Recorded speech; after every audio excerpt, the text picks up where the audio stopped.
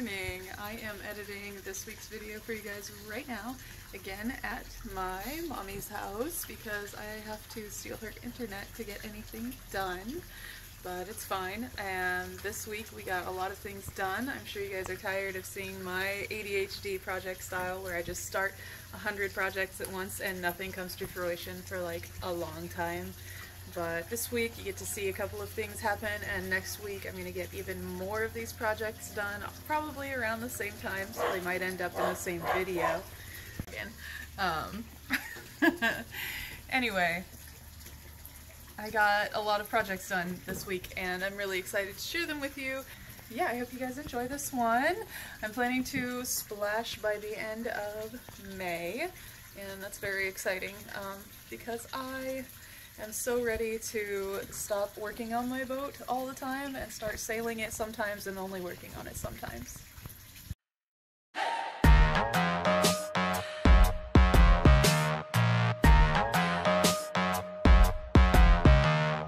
Okay, it's an exciting day. I am leaving my mom's house. Everything that I own is packed up and in my mom's Jeep.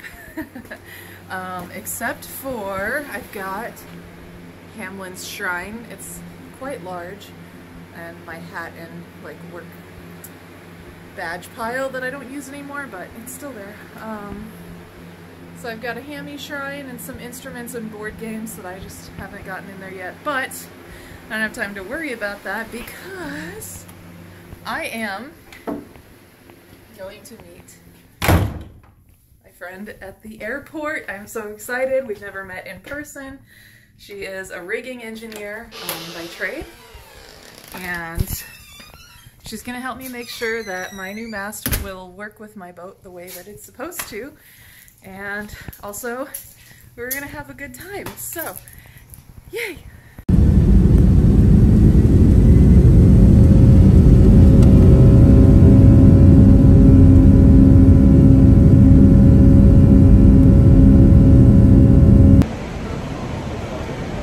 Here I am in Fort Myers, got my luggage,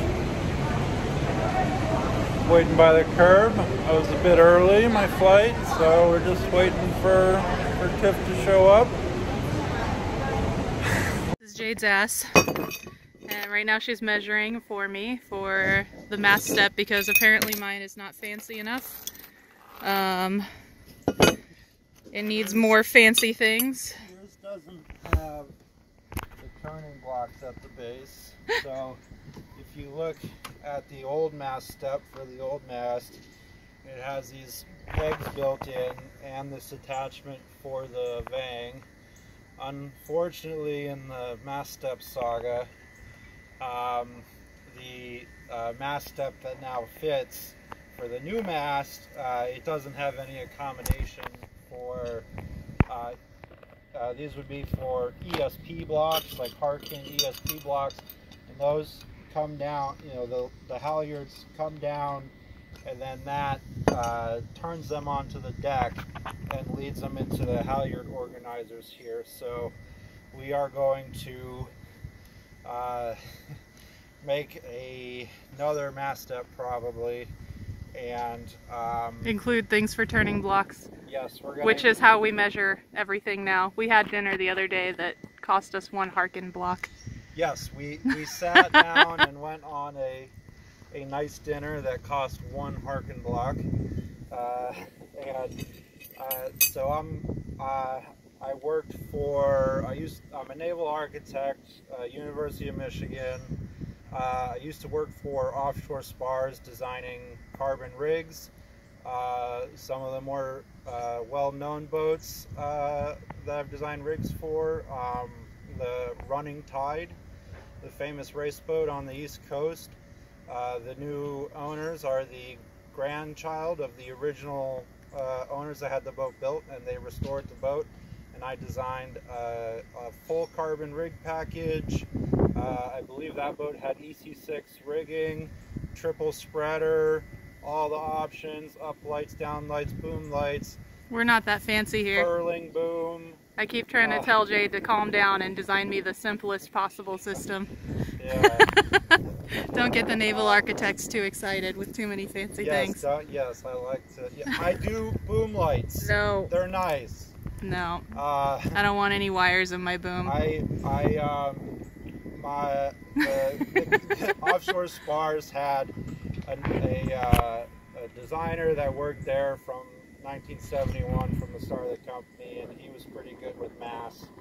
But the company had a lot of trouble with booms. We had a 25 to 50% warranty rate on booms before I worked there. So I should show you guys. Apparently my boom is also not fancy enough. Yes. Down here. So Jade, we went to the salvage yard together and we salvaged a couple of different booms, and they are laying down here. And we got to take parts from one and stick it on the other. And I'll have a fancy boom with no wiring in it, but I will have some fancy other things, which will be nice. This is something I didn't expect for my boat, so little added bonus. Anyway, sorry, go ahead.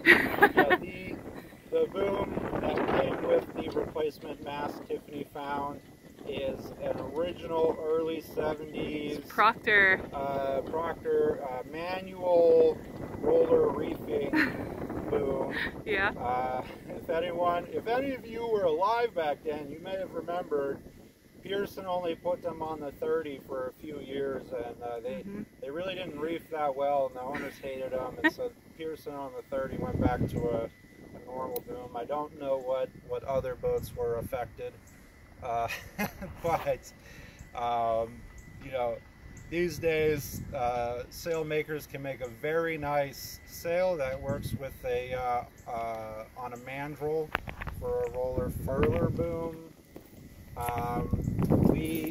We never called them roller reefing booms at offshore spars. They were you know, we were careful with our language to call them roller furling booms mostly, because we didn't want to build any false expectations in our customers.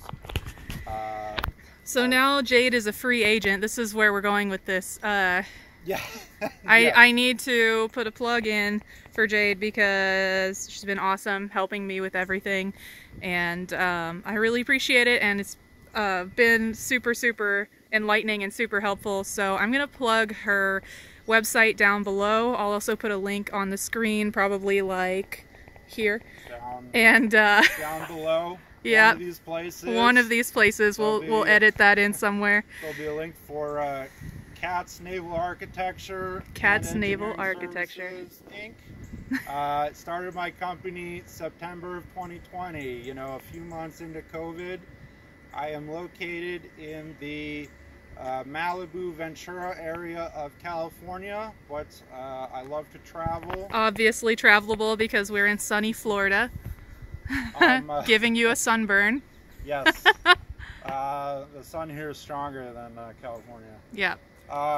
So if you would like a custom boom designed for your boat to make reefing, sail storage easier, some boom lights, you know, just give me a call. I do yacht design, rig design, structural design, composites design. So just let me know. And yeah, if you reach out, Jade does fancier things than I'm allowing. We had a little bit of a moment the other day where she wanted to give me a bunch of fancy things, and I smacked the table. I said, no!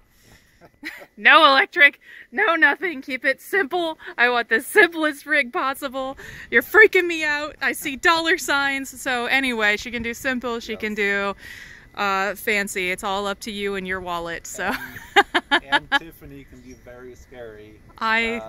She can put know what I down. Want. So if you ever go sailing with her, just know that she's in charge. Yeah. No doubt about it. Okay, let's keep measuring. So it's too short. We measured it and it was what, 9 foot? This was 9 feet. So 9 foot boom, E-dimension for this boat was probably 8.5 feet.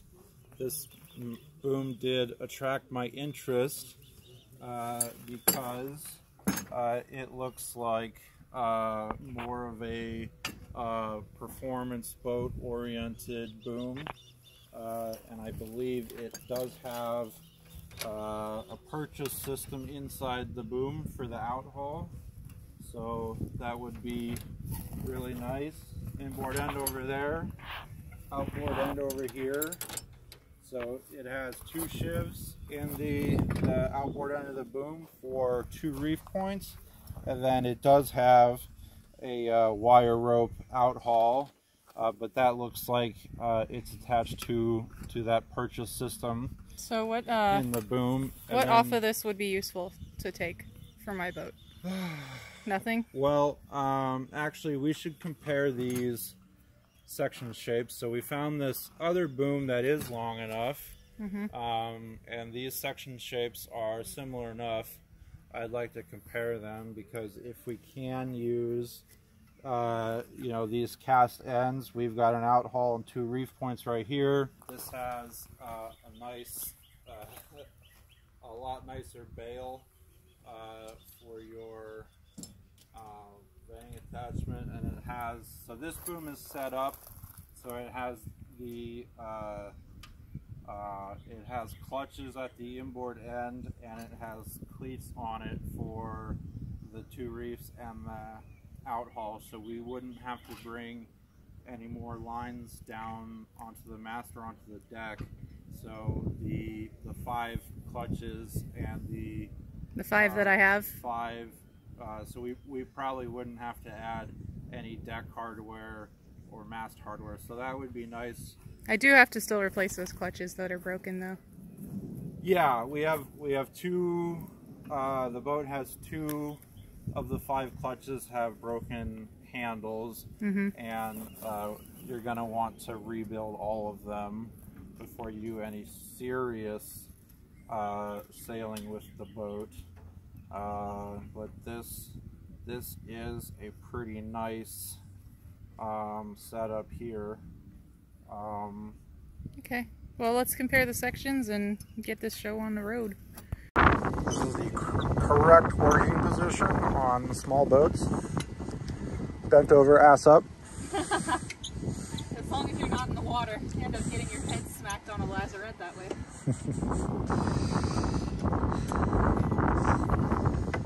Okay. All right, we got the tiller off. I have like 4 different tillers. Yeah? Yeah, one of them's got the nub for the autopilot, and the other one is just like super crazy long. Yeah. Yeah. In case you're having a hard time steering, I think. More leverage. Where you can sit up here in the companionway and steer behind the Dodger. Yeah, that works too. That's Yeah, a good reason. if you have a Dodger. No. You don't have a Dodger? No. Yeah? No. How much stuff do you have? I got the wrong bimini. Yes. I got what I assume are sail covers. I have no idea. What else do I have? I got leftover propane from several years ago. Oh, that doesn't go bad. I had working lifelines. They're decent. I put up a doggy net all myself. They're mostly netted. Mostly netted. Yeah. Yeah. You have a deep cockpit though. I do. It's amazing. It's great when you're on the water. Not a lot of stuff's gonna roll off the back of your boat. Yeah. I was more worried about my Great Dane rolling off the side of my boat. My Great Dane would have just fallen over your lifelines. Yeah, well, he was a Dane mix, so he had shorter legs. Yes. But yeah, it was great. These, like, it was perfect because he could just like stand up and rest his head on the lifeline. He loved it.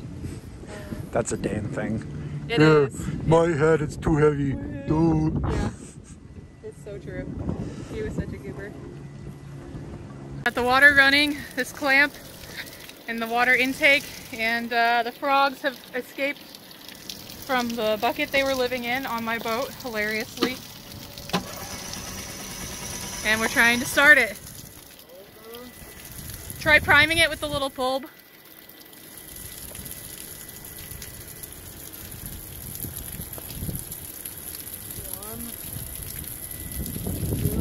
Okay. Okay.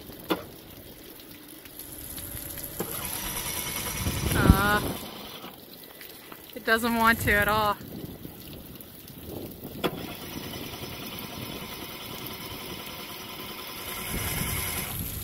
Interesting.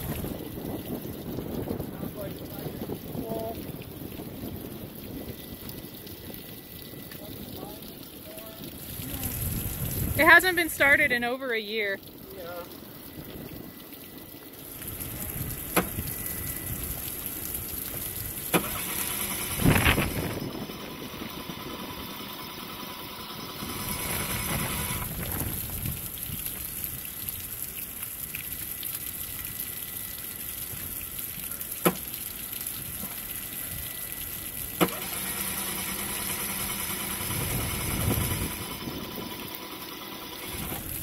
Well, the wasps are definitely not loving that we're trying to start their home.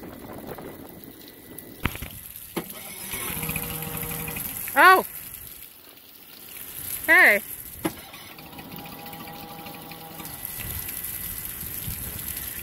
It wants to!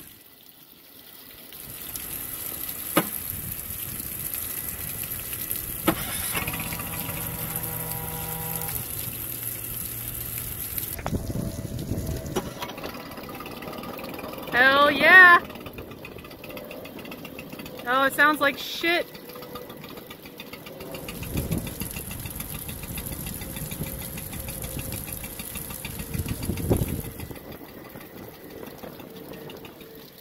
And it's dead.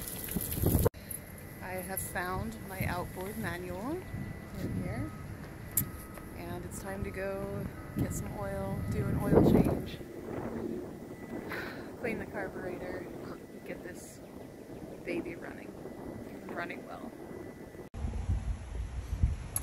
5 ace. Oh, baby! Yeah, I think that's it. We are trying to change the oil on the outboard. We are attempting.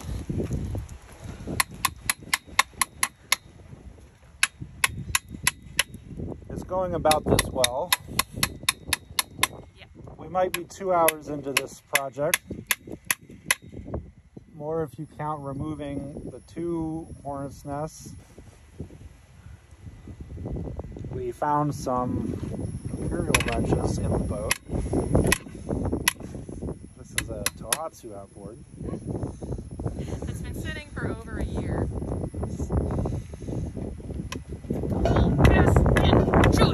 The engine mouse is flexing when you do that. Yeah. You're probably gonna have to hammer that. Yeah, I got a hammer in the sink behind you. In the sink behind me. Okay. Yep.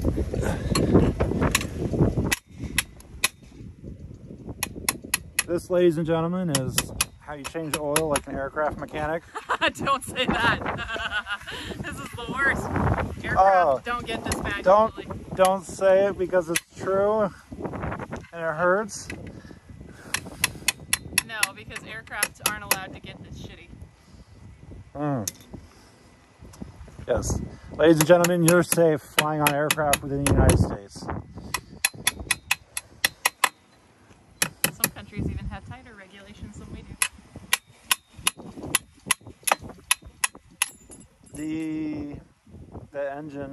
The engine mount's just flexing. Yeah. Should we use your impact screwdriver? That doesn't tell anything, really. We can't do, okay. Ah! You just gotta put some ass into it. Okay. Yay! That's been That was a big moment. You just gotta I had my feet off the ground. I can take that off. And then I got it. You're gonna have to do... Ladies and gentlemen, I am the boat bitch. Yeah. Let the mechanic do the mechanic-y things. Oh, I didn't even have to take the cap off. That looks... See, it had oil in it. It did have oil in it. Not much oil.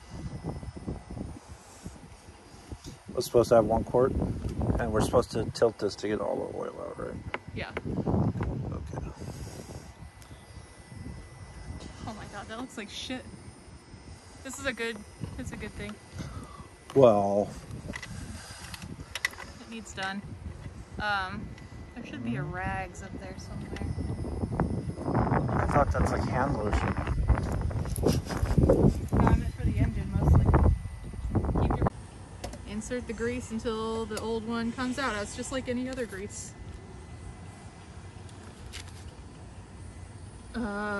80 or 90 is fine. This is 80W90.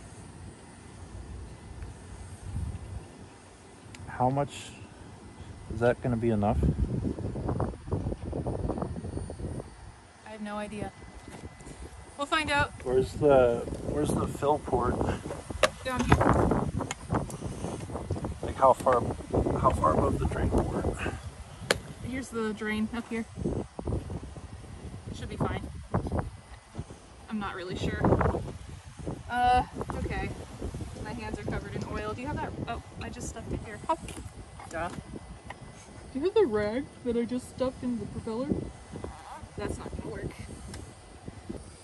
I think it's gonna be too, why don't we just get your impact for this? Good idea. I think it's on the counter. Yeah. Oh wait, this did it. We got it! Yeah! Just need some leverage. If I come down there and like stand on the... Oh, you got it? Yeah. Ah.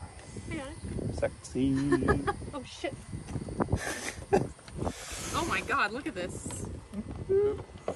That's not good. And it stinks. God. Do you taste it? You're not like the car wizard? No, fuck that. This should actually not be liquid. Yeah, that's kind of concerning that it's running just like the engine. 80W90 is supposed to be thick. Yeah, it's supposed to be a gel. And it reeks. That means there's probably like all kinds of mold. It smells like my bilge did when I first got the boat. Microbacterial corrosion. Mm-hmm. Great. That's probably not good.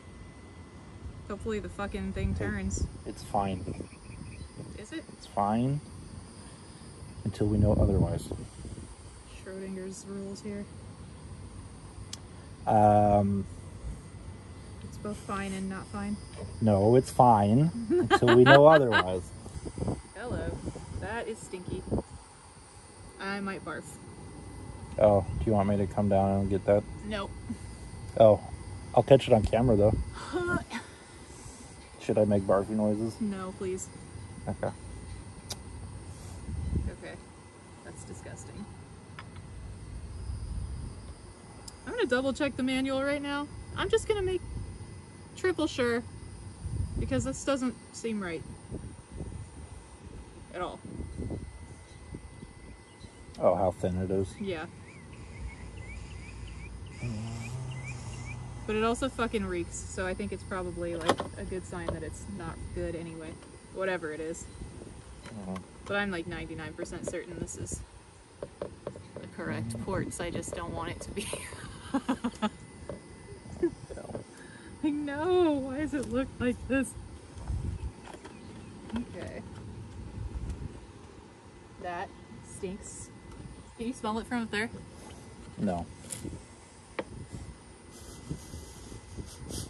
Yeah, that is not... That's unpleasant. No bueno.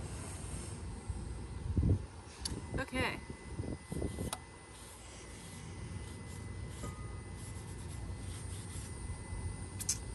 It's just not barf. Okay. We are walking away. Okay, this was so stinky yesterday when I emptied it that I was gagging the whole way to AutoZone to properly dispose of all my oil. But today I'm going to refill it. I bought the wrong oil yesterday. Went and exchanged it. They're very nice at the Marine trading post in Port Charlotte here. And yeah, they said, oh, it's not open. We'll totally exchange it. They were super great. So I have the right stuff. I've got painting things for the countertop, but I also have the gear lube. One tube is not enough because it actually takes 10 ounces and one tube is 8 ounces, so we've got 2. And I've got new gaskets in here as well. Ooh.